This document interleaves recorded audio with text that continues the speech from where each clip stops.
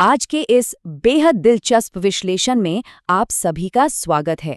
तो चलिए बिना किसी देरी के सीधे मुद्दे पर आते हैं। सोचिए, मध्य प्रदेश की खूबसूरत वादियों में बसा एक छोटा सा शांत दिखने वाला गांव है बेरमपुर। लेकिन यकीन मानिए, ये सिर्फ बाहर से शांत दिखता है। इसके अंदर कुछ ऐसे खौफनाक रहस्य दफन है जो सदियों से बड़े बड़े साहसी लोगों के रोंगटे खड़े कर देते हैं। अब दिलचस्प बात यह है कि एक तरफ हमारे पास 400 साल पुराना एक जानलेवा श्राप है और दूसरी तरफ दिल्ली की एक हाईटेक लैब में बैठा एक तेज तर्रार साइंटिफिक दिमाग। और ये दोनों अनजाने में ही सही एक दूसरे की तरफ खींचे चले आ रहे हैं।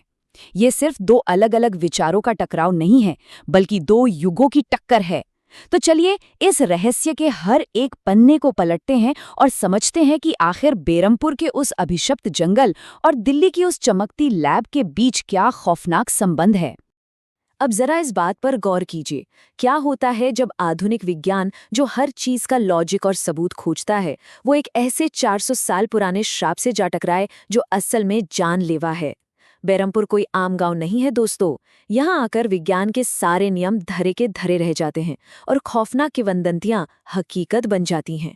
यहाँ एक बहुत बड़ा सवाल उठता है, जब कोई वैज्ञानिक किसी रहस्य को सिर्फ एक अंधविश्वास मानकर उसे सुलझाने निकलता है, तो क्या वो असल में अपनी जान जोखिम में डाल रहा है? बेरमपुर में रात का अंधेरा सिर्फ सुकून नहीं लाता, वो अपने साथ एक ऐसा खौफ लाता है जिसका नाम लेने से भी गांव वाले आज भी कांपते हैं। 400 सालों से एक बंद ताबूत में एक रहस्य कैद है और अब कुछ लोग इस ताबूत के बहुत करीब पहुंच चुके हैं। इस गांव के सबसे बड़े खौफ का नाम है निशिरमोलो। लोक कथाओं की माने तो ये 4 बेहद भयानक चेहरे हैं। ये अपने कंधों पर एक ताबूत उठाए गांव की गलियों में घूमते हैं, खास तौर पर शनिवार की रात को। और यहाँ बचने का सिर्फ एक ही सख्त नियम है, अगर गलती से भी इनकी आहट सुनाई देना तो बस छिप जाइए, ना आप उन्हें देखें ना वो आपको देखें। बात खत्म। ये नियम इतना सख्त है कि जिसने भी इसे तोड़ा उसका आज तक कोई सुराग नहीं मिला। सच कहूं तो ये कोई दादी नानी की सुनाई कहानी नहीं है, बल्कि एक ऐसा डर है जिसने इन गांव वालों की पूरी जिंदगी जीने का तरीका ही बदल कर रख दिया है। निशिरमोलो के आने का सीधा सा मतलब है कि मौत खुद दरवाजे पर खड़ी है। और अगर कोई इस नियम को तोड़ दे तो उसका अंजाम क्या होता है? एक रोंगटे खड़े कर देने वाला मंत्र हवा में गूंजने लगता है, बम बम बश, बम बम बश। मदन नाम के एक गांव के लड़के की कहानी सुनिए। उसने अपने पिता की चेतावनी को हल्के में लिया। एक कोहरे वाली रात थी, वो जंगल के रास्ते जा रहा था। तभी उसे भारी कदमों की आहट और यही खौफनाक मंत्र सुनाई दिया। उसने झाड़ियों में छिपने की कोशिश तो की, लेकिन अपनी उत्सुकता को रोक नहीं पाया और उसने उन्हें देख लिया। बाद में जब उसके पिता उसे खोजने निकले तो वो एक बरगद के पेड़ के पास मिला। उसकी हालत ऐसी थी मानो उसने साक्षात नरक देख लिया हो। उसकी आंखों में जमा हुआ वो खौफ इस बात का पक्का सबूत है कि निशिरमोलो कोई वहम नहीं, एक भयानक सच्चाई है। अब जरा इस विरोधाभास को देखिए। यहाँ दो बिल्कुल अलग दुनियाओं का सीधा टकराव है। एक तरफ मध्य प्रदेश का वो जंगल है जहाँ हर कदम पर मौत का साया है, और दूसरी तरफ एकदम से कट टू दिल्ली की एक मॉडर्न जगमगाती हुई लेबोरेटरी। यहाँ सब कुछ रोशनी, तर्क और विज्ञान से भरा है। यहाँ मेघना और इशिता नाम की 2 रिसर्चर्स एक खास एंटीडोट पर काम कर रही हैं। है ना एकदम अलग? एक जगह जहाँ लोग परछाई से भी खौफ खाते हैं और दूसरी जगह इन पुरानी कथाओं को केमिकल्स और फॉर्मूलों की नज़र से परखा जा रहा है। लेकिन जैसा कि हम आगे देखेंगे, विज्ञान और खौफ के बीच की ये दीवार बहुत ही जल्द दरकने वाली है। तो आखिर इन दोनों दुनियाओं का कनेक्शन जुड़ता कैसे है? चलिए समझते हैं। इशिता को एक बहुत पुरानी किताब में मृत्युंजय अमृत का जिक्र मिलता है। किताब के मुताबिक ये एक रहस्यमयी हरे रंग का लिक्विड है जो पूर्णिमा की रात एक खास पेड़ से टपकता है। लेकिन असली ट्विस्ट तो यहाँ आता है। मेघना को काफी समय से कुछ भयानक सपने आ रहे थे। एक 400 साल पुराना जंगल, एक विशालकाय डरावना पक्षी और एक पेड़ जिससे हरा पानी टपक रहा है। जब उन्होंने किताब में छपे पेड़ और मेघना के सपनों वाले पेड़ को मिलाया तो वो बिल्कुल सेम थे, 100%। अब ये कोई इत्तेफाक तो नहीं हो सकता ना?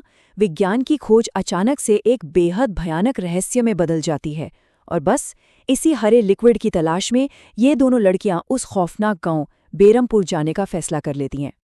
अब सवाल ये है कि एक इतना अंधविश्वासी गांव इन आधुनिक लड़कियों को अंदर क्यों आने देगा? तो इसके लिए उन्होंने एक मास्टर प्लान बनाया। उन्होंने अपनी इस ट्रिप को एक एकेडमिक रिसर्च का नाम दे दिया, ये कहकर कि वो 5 गांव के कल्चर की स्टडी कर रही हैं। और ये बहाना काम भी कर गया। गांव के मुखिया ने उन पर भरोसा कर लिया और उन्हें अपने ही घर में ठहरने की जगह दे दी। लेकिन उनका असली टारगेट कुछ और था। रात के अंधेरे में मुखिया की नजरों से बचकर उस रहस्यमयी पेड़ और पुराने राजमहल को खोजना।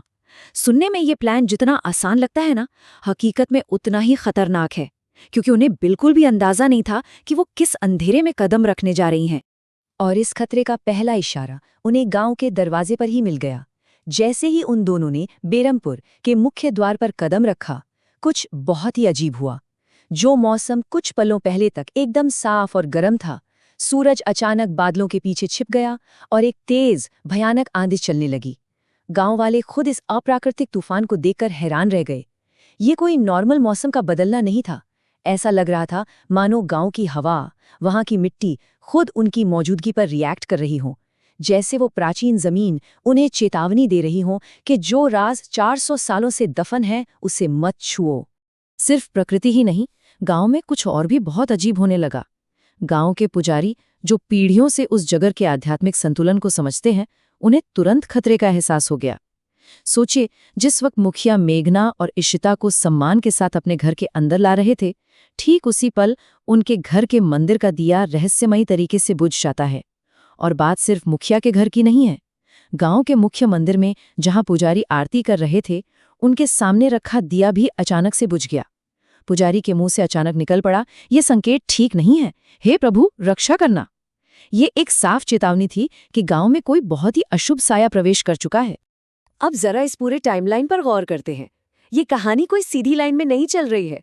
400 साल पहले राजा सूरजभान का शासन था। उसके बाद के दशकों में निशिर मोलो नाम का वो खौफ एक गहरी नींद में चला गया। लेकिन वर्तमान समय में मेघना का बैरमपुर आना इन दोनों युगों को आपस में टकरा देता है। जब मुखिया का बेटा अनुज उन लड़कियों को राजमहल के पास ले जाता है, तो मेघना को एक बहुत ही अजीब सी फीलिंग होती है, डेजावू। उसे महसूस होता है जैसे वो इस 400 साल पुरानी इमारत के चप्पे चप्पे से वाकिफ है। अब आप ही सोचिए, एक मॉडर्न शहर की लड़की के दिमाग में 400 साल पुरानी यादें कैसे हो सकती हैं? यहीं से ये पूरी पहेली गहरे मनोवैज्ञानिक और अलौकिक रहस्य में बदल जाती है। और फिर बजते हैं रात के ठीक 12। ये वो वक्त है जब गांव में खामोशी सबसे गहरी होती है। लेकिन असल में सबसे बड़ा बवंडर इसी वक्त शुरू होने वाला था। मुखिया का बेटा अनुज मेघना और इशिता को लेकर चुपके से उस वर्जित राजमहल की तरफ निकल पड़ता है, जिसके दरवाजे सालों से जाम पड़े हैं।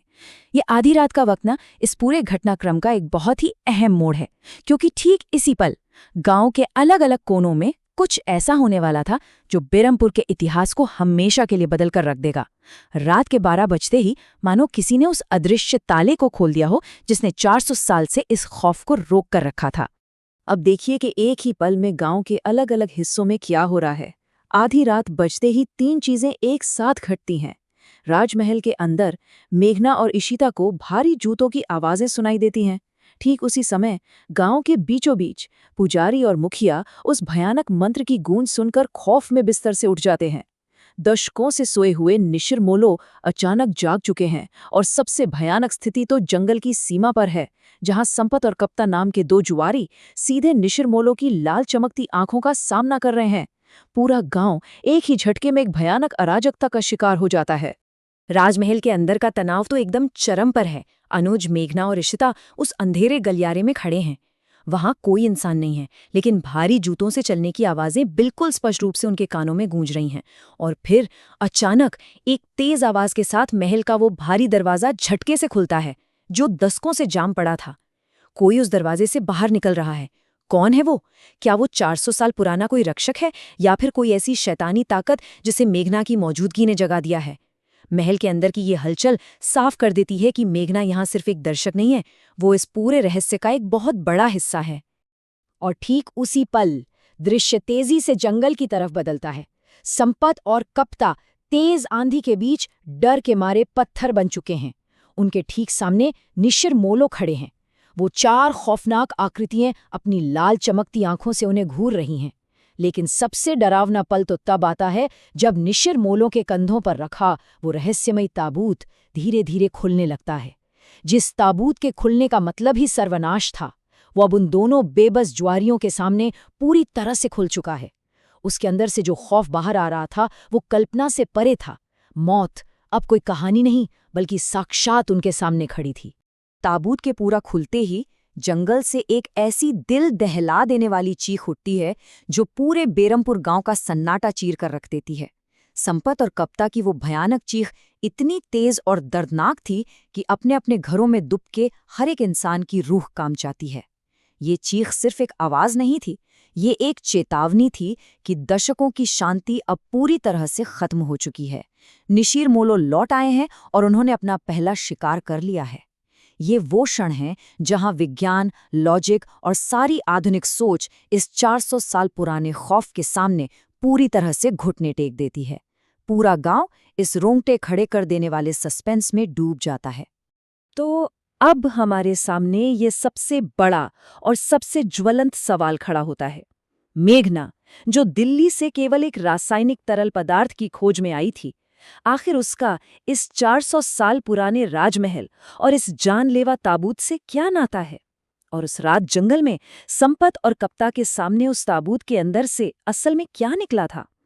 क्या विज्ञान इस खौफनाक लोक कथा का कोई तार्किक जवाब दे पाएगा, या फिर मेघना खुद उस श्राप का अगला शिकार बन जाएगी?